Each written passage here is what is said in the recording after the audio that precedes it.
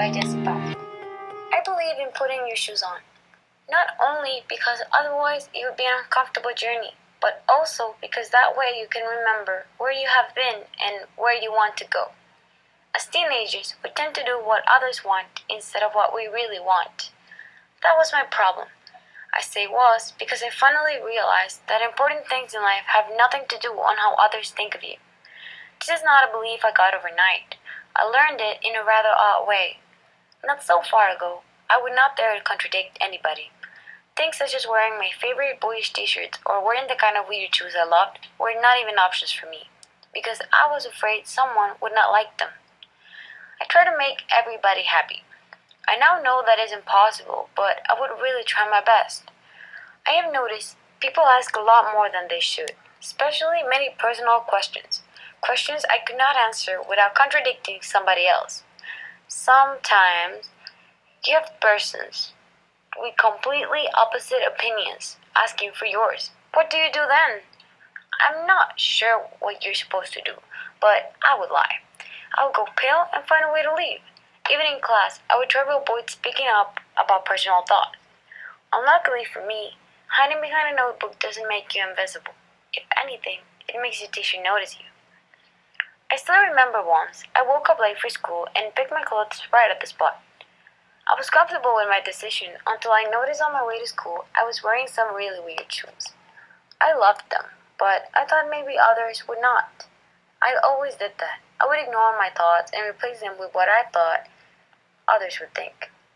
I now think it is a stupid way of processing information, but that is what I would do. As my dad and I got closer to school, my heartbeat would increase by the second.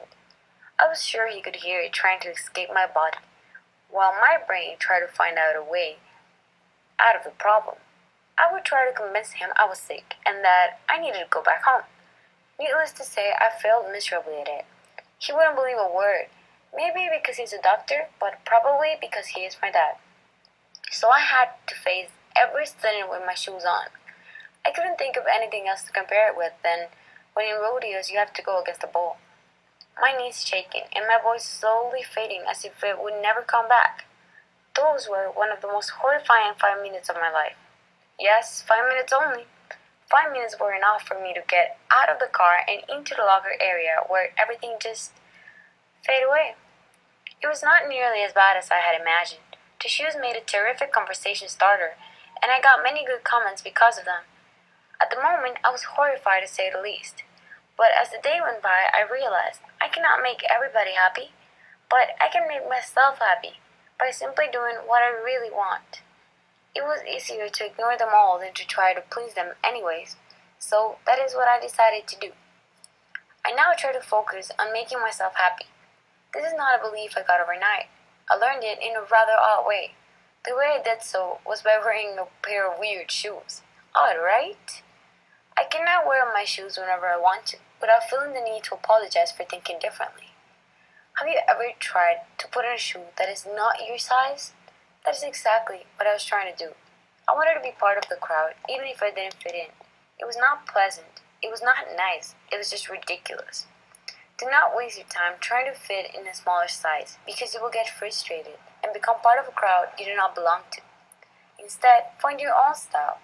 It will be more comfortable, and you will love it as much as I do.